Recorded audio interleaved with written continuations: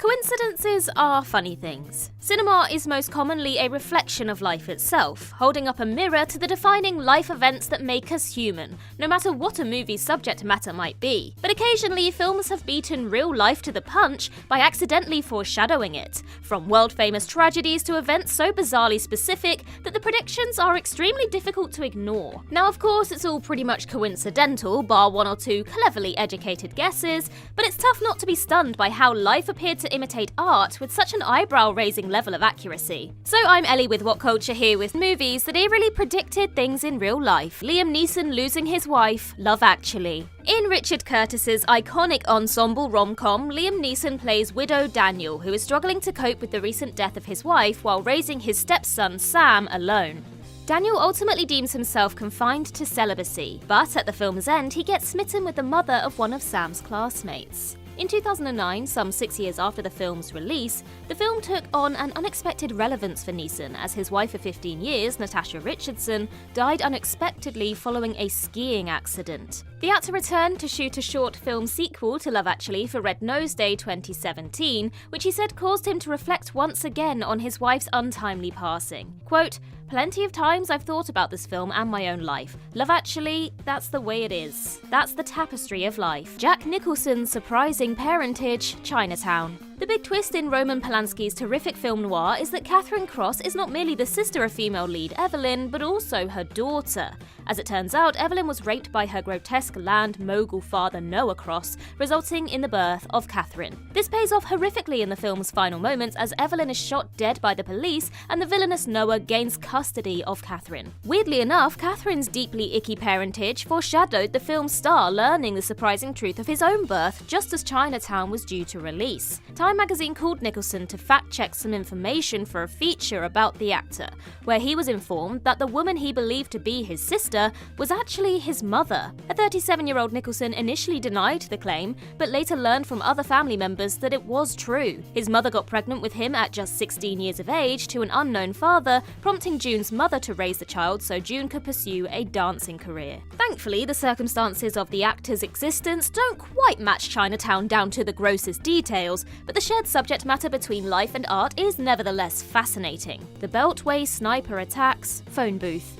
Joel Schumacher's cult classic thriller stars Colin Farrell as a man who answers a ringing phone, only to find himself held hostage by the caller, who has a sniper rifle trained on him. Phone Booth was shot at the end of 2000, but didn't end up being released in cinemas until the spring of 2003 due to the film's unexpected relevance to real-life events. From February to October 2002, John Allen Muhammad and Lee Boyd Malvo terrorized Maryland, Virginia, and DC by killing 17 random people with high-powered sniper rifles. By modifying their car to contain a sniper's nest in the trunk, the pair could surreptitiously shoot people through a small hole in the trunk without alerting suspicion. 6 weeks after Phone Booth's September 2002 premiere at the Toronto International Film Festival, the pair were finally brought to justice, the publicity around which caused Fox to push the film back almost 6 months from its planned November release. Unsurprisingly though, the press was still all too eager to compare the movie to real life when it finally landed in cinemas. Christopher Reeve's Paralysis, Above Suspicion. HBO's 1995 erotic thriller Above Suspicion stars Christopher Reeves as Dempsey Kane, a police officer who ends up paralyzed from the waist down after being shot in the spine during a botched bust. Just 6 days after the film premiered on May 21, 1995, Reeves sustained a cervical spine injury after being thrown off his horse, instantly paralyzing him from the neck down. The depressing irony of life imitating art notwithstanding, Reeves' injury received widespread media attention and only further fueled the much-discussed Superman curse, that actors who play the Man of Steel on screen tend to suffer major misfortunes afterwards. Sadly, Reeves passed away 9 years later at the mere age of 52, though to many remains the most iconic and faithful screen adaptation of the beloved superhero. The Clinton-Lewinsky scandal and the rise of fake news, Wag the Dog. Barry Levinson's political satire documents a sex scandal involving the President of the United States and the attempts of a top spin doctor and Hollywood producer to create a fictional war to distract from the POTUS's transgression. A month after the film's December 1997 release, allegations came to light of President Bill Clinton's improper sexual conduct with White House intern Monica Lewinsky, inciting a relentless media frenzy and leading to his eventual impeachment at the end of 1998. However, just a week after the scandal broke, Clinton's administration bombed a Sudanese pharmaceutical factory, which they claimed was being used to manufacture a dangerous nerve agent. The bombing was widely interpreted to be a Wag the Dog moment to distract from Clinton's personal foibles, while it was later confirmed that the intel on the facility wasn't solid. The film can also be said to have predicted the recent rise of misinformation, fake news, as evidenced by various political campaigns spreading misinformation through social media. In 2017, it was reported that Levinson and Robert De Niro were developing a Wag the Dog TV series which will examine the original premise through the lens of contemporary politics and technologies. An omen of decapitation, The Omen.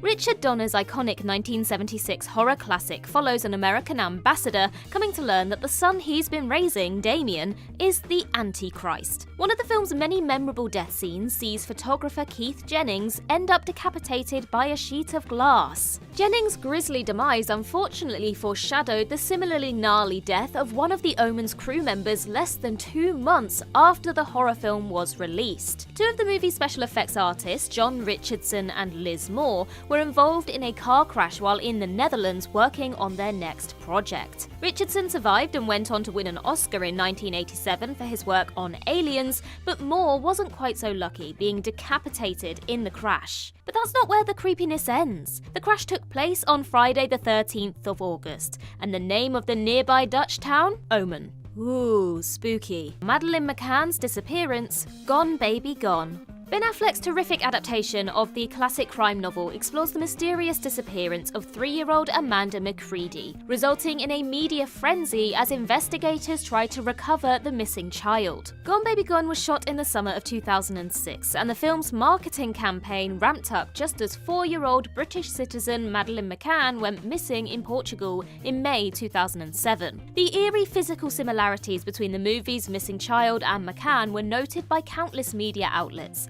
not to mention the fact that Amanda McCready's actress had almost the same first name. Furthermore, the film's story depicts Amanda's mother as heavily negligent towards her child, reflecting the McCanns themselves being investigated for negligence after leaving their young daughter unattended prior to her abduction. The Tate murders, Rosemary's Baby. Roman Polanski's unforgettable 1968 horror masterpiece follows a pregnant young woman, Rosemary, who eventually comes to learn that she was preyed upon by a satanic coven who drugged her and allowed the devil to rape her, leading to her birthing the Antichrist. Several plot elements foreshadowed events in Polanski's own life, namely the murder of his pregnant wife Sharon Tate barely a year after the film's release by members of the Manson family. Elsewhere, Polanski and Tate relocated shortly before their pregnancy, just as Rosemary and her husband did. There were even theories at the time that Polanski struck a deal with the devil, sacrificing his wife and unborn son in exchange for a prosperous filmmaking career. I mean, that's utterly ridiculous, isn't it?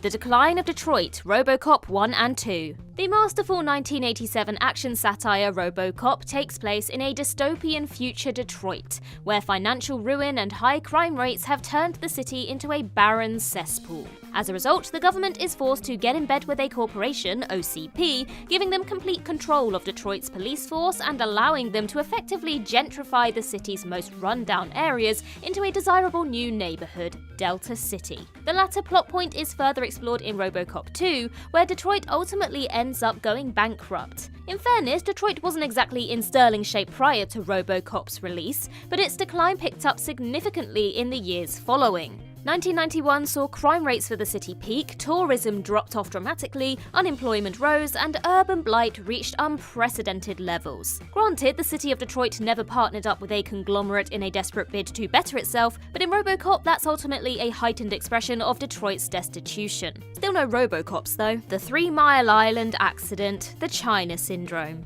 This Oscar-nominated 1979 thriller follows news reporter Kimberly Wells and her cameraman Richard Adams as they witness safety cover-ups at a nuclear power plant that only narrowly avoids a meltdown. Just 12 days after the film hit cinemas, the 3 Mile Island accident occurred, where a Pennsylvania nuclear reactor sustained a partial meltdown caused by operational failures and human error. And to this day, there continues to be suspicion about how much of the catastrophe's true effects were actually made public. To their credit, Columbia Pictures removed the film from some regional markets so as not to appear to be crassly exploiting the tragedy. Though the incident unquestionably helped boost its box office,